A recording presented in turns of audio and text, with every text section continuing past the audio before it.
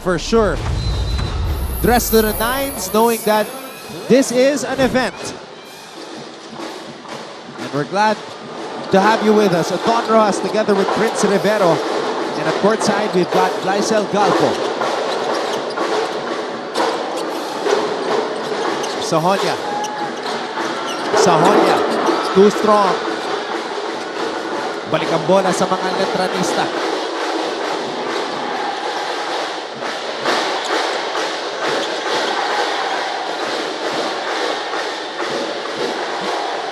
Estrada. Miller. Throws it out. Go for three.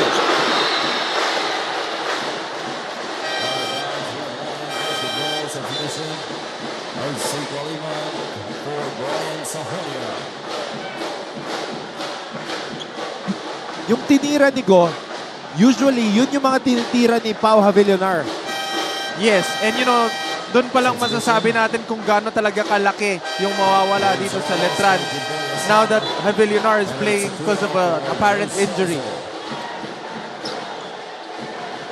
And you know, mawawalan sila ng isang enforcer. Yung type ng player na alam mong pag nasa loob ng court will create enough impact para sa team niya na malaking bagay. Andrada steps back for three. Songkuya starting at the center spot and making an impact. Let's get an update at courtside now from Glycel Galpo. After that long and strenuous triple-time overtime game against the Altas ang napatunayan at nakita raw nitong si Coach Alan Ricardo sa kanyang pupunan ay ang kanilang pagiging fearless. And this same fearlessness is what he wants the Knights to manifest in today's game, in this rivalry game. Isa lang daw ang paalala niya sa kanila against the defending champions of Ian is to keep the game close despite any adversity. Their bench might not be as deep with a few missing pieces. He says they take this as a challenge and work with the pieces they have to turn the game in their favor. Going into the second quarter, ang paalala ni Coach Allen is for them to keep the ball moving and retain the same tenacity that they've had since the first quarter. Isang kupunan mula sa Moralia at isa mula sa Mendiola. Sino kaya ang mangingibabaw ngayong araw? Anton and Prince? You can never tell in a San Beda Letran matchup. It doesn't matter kung anong place ka doon sa standing. It's a rivalry, bilog ang bola, and alam natin na pride ang lumalaban para sa kanila.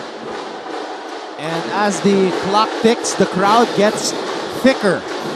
I see a lot of Bedans who can't find their seats right now. It's like they're sardines in a can. And that's what makes these events fun. You know, you get to bond with your family, going here, spending time watching the school that you attended before, play and represent. You know, for some families, ito yung nilulook forward nila every week eh. Alam mo yun? It's their bonding. Chase Miller, I don't know how he got that shot off.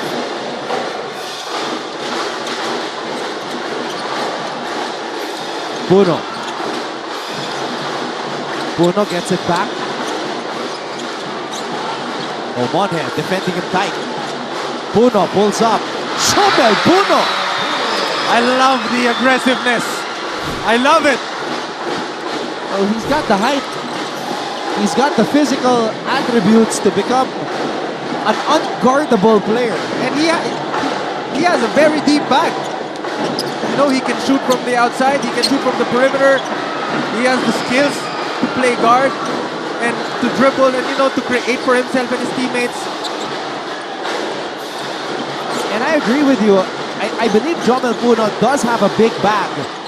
The problem is we haven't really seen a lot of what's in it. Songkuya. That was a tough tip-in for Songkuya. It's only now really that we're starting to see what's in Jomel Puno's bag. And I kind of like it how he's trying to be more aggressive each game. And you know, in that case, we get to see more of him trying to showcase what he can, you know, really give to San Beda. Puno to Royo. Royo back to Puno. Songkuya. Andrada to Puno. Puno. Space to operate. Puno. Oh, offensive foul warded off. Offensive foul on Joel Budo. That's his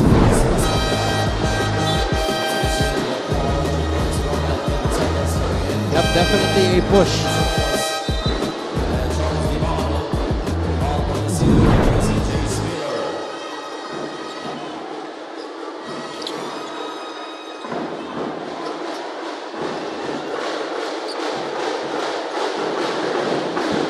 Estrada. Defended by RC Kalimag, who scored 14 points in 14 minutes in the last game. Talk about quality. Montecillo. To Estrada. Estrada on the pull-up off the glass. Specialty of the house. Yan yung nawala kanina nung lumabas yung first group nila, yung aggressiveness ni Montecillo to get those help defenses and to look for the kick-out passes to his teammate for an open shot. San Beda on top 26-20.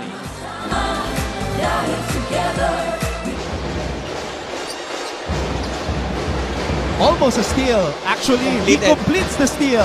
Paeng Are. Bumitin sa ere. Paeng Are.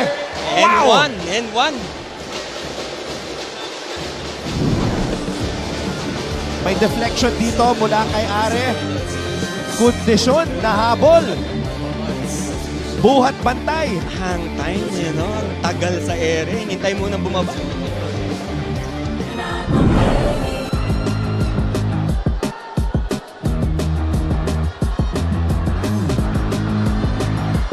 So, that's a situation where may defender na bumangga kay Miller while attempting the Pinoy step, pero nagawan pa rin ng paraan ni Jace.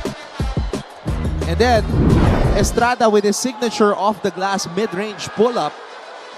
Teams here in the NCAA still having trouble figuring it out as we see Sir Hercules Calianta, chairman of the management committee for LPU.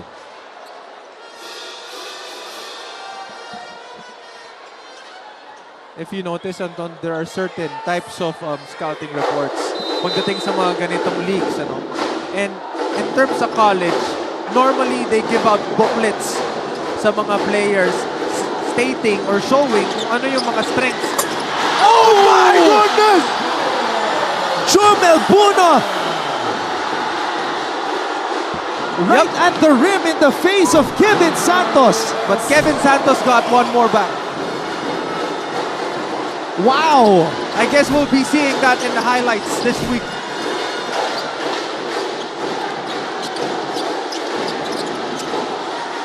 Sokuya. Santos snatching that ball. You can see the pride in his face. He just got dunked on. So he scored on the other end and then got a rebound away from Puno on that last play.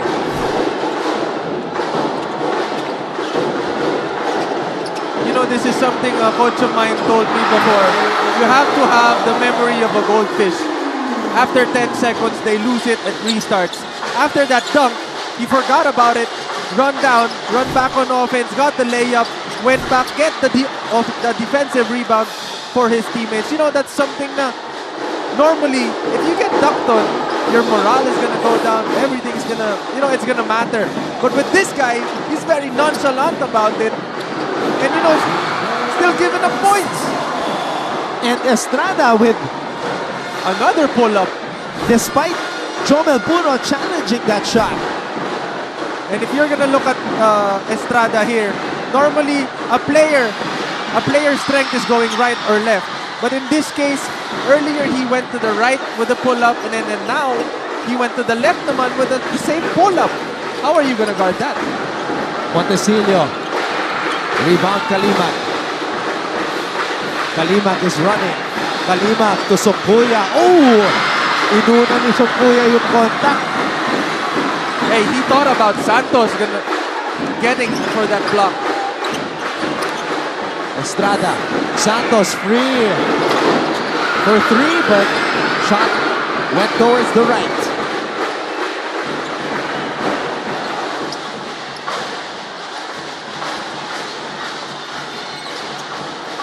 Puno. Crossover. Puno. Drop pass. What a play. Wow. That was a smart play by Jomel Puno, making sure he gets the defender of Songkuya, giving him that open floater. Estrada. Royo. Royo spins. Whoa! Royo's He almost blocked. got that. Jimboy with the stop. Santos. Back to Estrada. And Joel Puno is gassed. He's tired. He's trying to do everything for his team. Creating for his teammates, playing defense, running back on defense, setting the plays for them. That's tiring. On that last fast break, he was actually walking down, but playtime is over. You know, if you're gonna look at that, Santos got a piece of it. But he was still able to make it. He got a piece of it. Now that was one hell of a highlight. San Beda on top by 1.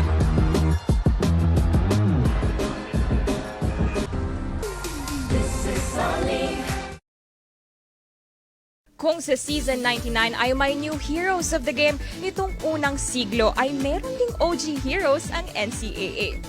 Hindi lang kasi mga sports legends at mga sikat na celebrities ang naging bunga ng NCAA schools, kundi pati na rin ang mga pambansang bayani ng Pilipinas at dating presidente.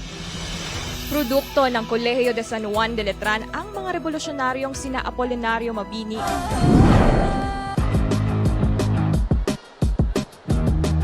His name is Jimboy Estrada. His signature move is the pull-up bank shot off the glass. But he's got a lot of other moves in his bag. One of the toughest players to match up against in the NCAA, Jimboy Estrada. After that 0 for 2 start, he has been red hot since. 14 seconds shot clock.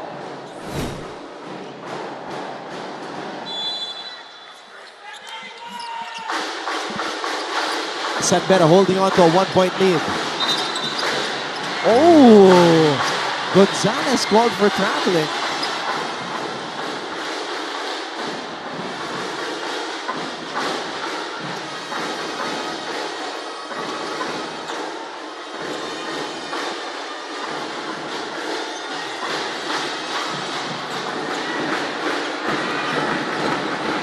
Montecillo, cross court to Santos. Wow. Dunat. Estrada. Celso with the board. Making sure Estrada knows that I already got it. Can you just move along?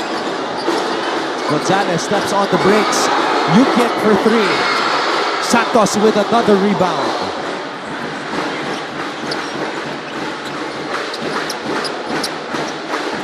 Coach Alan Ricardo calling out the play. Santos. Estrada. Montecillo swings it. Wow! He's the shooter! Like what you stated, Anton, shooters shoot. He has the green light and those kinds of shots. He took it and he made it. And he gives Letran back the lead. Sahonia, can he come alive for the Red Lions? Sahonia to Celso. Celso saves it. But Tagala unable to find enough real estate to maintain his balance. What a shot right there by Deo Quahao.